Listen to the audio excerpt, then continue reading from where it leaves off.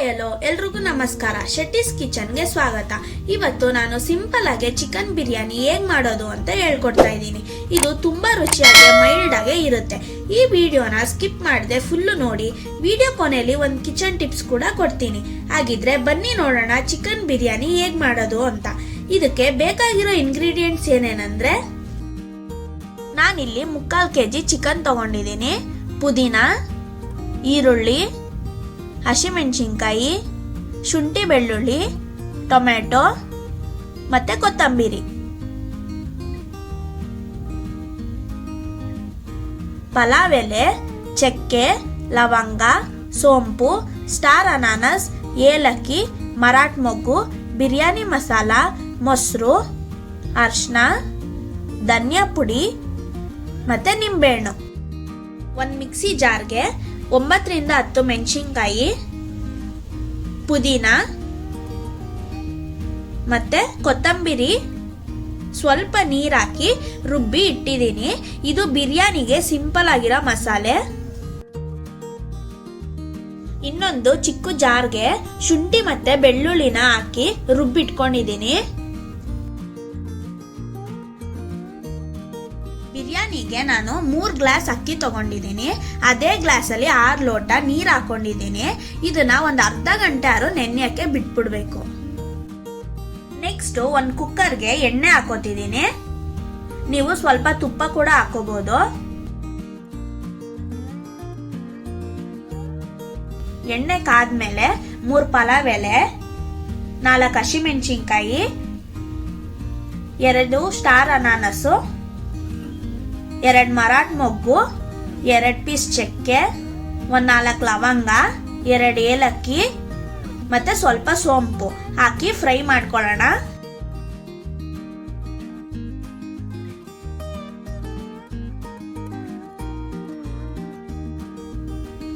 ಮೂರು medium size ಈರುಳ್ಳಿನ ಹಾಕೊಂಡಿದ್ದೀನಿ. ಇದು ಗೋಲ್ಡನ್ ಬ್ರೌನ್ ಬರೋ ತನಕ ಫ್ರೈ ಆಗ್ಬೇಕು. ನಾನು ಮತ್ತೆ ಎಣ್ಣೆನ ಹಾಕೊಂಡಿದ್ದೀನಿ, ಯಾಕಂದ್ರೆ ಬಿರಿಯಾನಿಗೆ ಸ್ವಲ್ಪ ಎಣ್ಣೆ ಜಾಸ್ತಿ ಇದ್ರೇನೆ ಚೆನ್ನಾಗಿರುತ್ತೆ. ಮತ್ತೆ 2 ಟೊಮೆಟೊನ ಕಟ್ ಮಾಡಿ ಹಾಕೊಂಡಿದ್ದೀನಿ. ಇದು ಚೆನ್ನಾಗಿ ಸಾಫ್ಟ್ ಆಗೋ ತನಕ ಫ್ರೈ ಮಾಡ್ಕೊಳ್ಳೋಣ.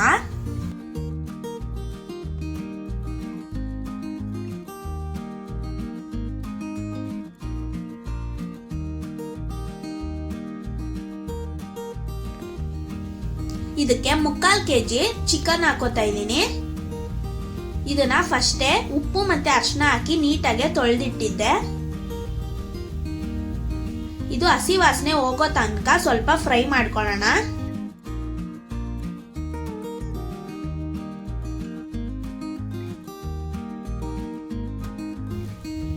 ನೋಡಿ, ಚಿಕನ್ ಅಲ್ಲಿರೋ ನೀರಿನ ಅಂಶ ಎಲ್ಲ ಬಿಟ್ಕೊಂಡಿದೆ.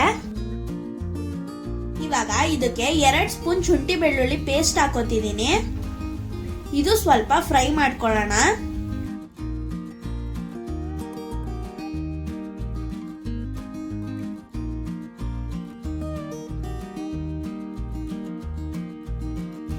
ಅವಾಗ್ಲೇ ರುಬ್ಬಿರೋ ಗ್ರೀನ್ ಮಸಾಲಾನ ಹಾಕೋತಿದ್ದೀನಿ. ಇದು ಅಷ್ಟೇ ಚೆನ್ನಾಗಿ ಹಸಿ ವಾಸನೆ ಎಲ್ಲ ಹೋಗೋ ತನಕ ಫ್ರೈ ಮಾಡ್ಕೊಳ್ಳೋಣ.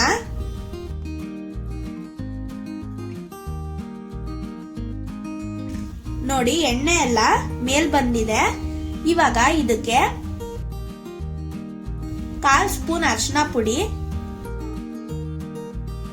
ಅರ್ಧ ಸ್ಪೂನ್ ಧನಿಯಾ ಪುಡಿ, 2 ಸ್ಪೂನ್ ಬಿರಿಯಾನಿ ಮಸಾಲ,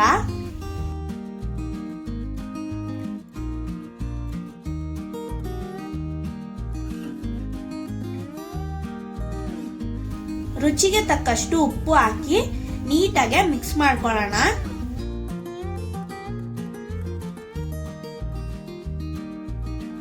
ಚಿಕನ್ ನಾವು ಎಷ್ಟು ಫ್ರೈ ಮಾಡ್ಕೋತೀವೋ ಅಷ್ಟು ಟೇಸ್ಟ್ ಚೆನ್ನಾಗಿರುತ್ತೆ.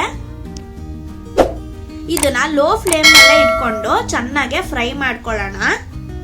ಚಿಕನ್ಗೆ ಮಸಾಲ ಎಲ್ಲ ಚೆನ್ನಾಗಿ ಹಿಡಿಬೇಕು. ಇದಕ್ಕೆ ಅವಾಗ್ಲೇ ನಾನು ಅರ್ಧ ಗಂಟೆ ನೆನೆಸಿಟ್ಟಿರೋ ಅಕ್ಕಿನ ಹಾಕೋತಾ ಇದ್ದೀನಿ.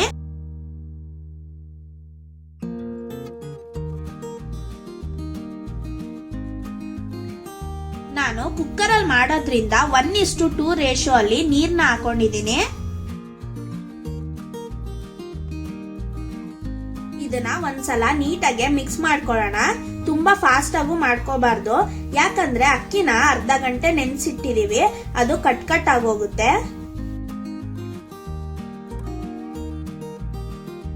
ಇವಾಗ ಇದಕ್ಕೆ ಅರ್ಧ ನಿಂಬೆಹಣ್ಣು ಹಿಂಡ್ತಾ ಇದ್ದೀನಿ.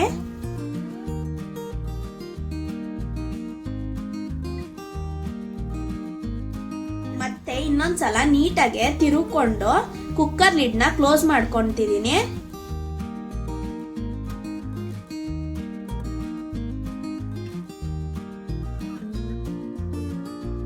ಇದು 2 ವಿಜಿಲ್ ಬಂದ್ರೆ ಸಾಕು.